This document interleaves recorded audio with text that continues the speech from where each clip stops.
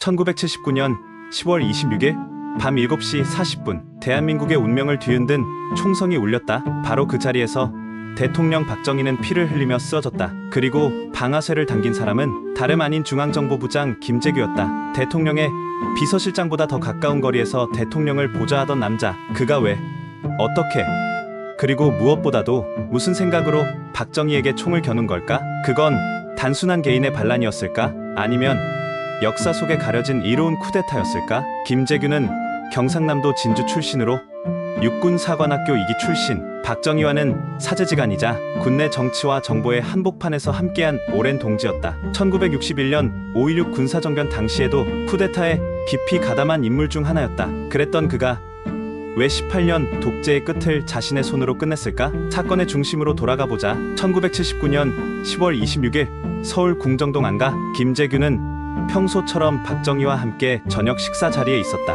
이 자리는 사실상 고위 핵심 인사들만 초대되는 비공식 회의였고 대통령 경호실장 차지철도 함께 있었다. 술이 몇 순배 돌고 분위기가 심상치 않게 돌아가기 시작한다. 차지철은 계속해서 김재규를 무시하고 공격적인 발언을 던졌다. 정보부는 요즘 뭐 하는 거야? 데모 하나 제대로 못 맞고 서울에 봄이 오겠다는데 정보부장은 아직도 정신 못 차리나?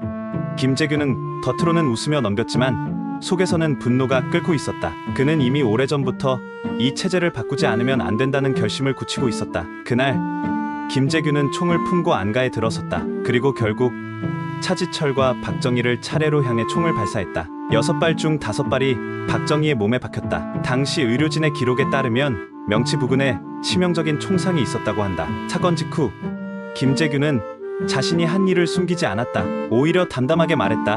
나는 유신의 심장을 쐈다.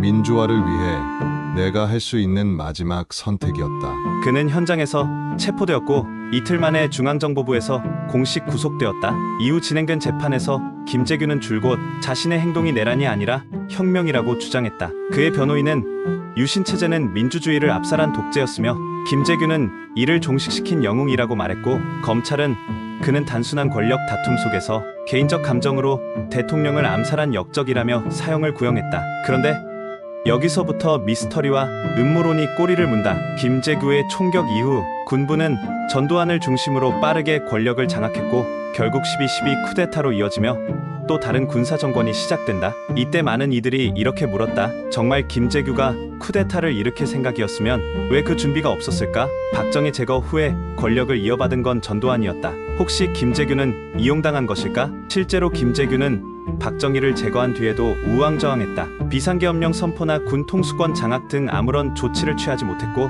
서울 시내 병력도 움직이지 않았다. 그는 단지 총만 쐈고 역사는 그 다음부터 전두환의 손으로 넘어갔다. 김재규는 구속된 후 단 2달 만에 1심, 2심, 3심을 모두 거쳐 1980년 5월 사형이 확정되었다. 그리고 5월 24일 서울구치소에서 교수형에 처해졌다. 그는 마지막까지 외쳤다. 내 행동은 민주주의를 위한 것이었다. 역사는 진실을 알게 될 것이다. 그 말은 어쩌면 오늘날 우리 모두에게 남긴 질문일지도 모른다. 김재규는 정말 역적이었을까? 개인적 분노로 대통령을 암살한 내란범? 아니면 유신 독재에 맞서 대한민국의 민주주의를 외친 비운의 의인이었을까? 그를 비난하는 사람들은 말한다. 혼자만의 결단으로 대통령을 죽인 건 어떤 이유에서든 용납할 수 없다. 하지만 그를 재평가하는 사람들은 이렇게 말한다. 김재규가 아니었다면 유신 체제는 얼마나 더 이어졌을까? 그는 단두대에서 사라졌지만 그의 총성은 결국 1987년 6월 항쟁으로 이어진 도화선이었다. 이 영상은 당신에게 묻는다. 당신에게 김재규는 내란범인가? 아니면 의인인가?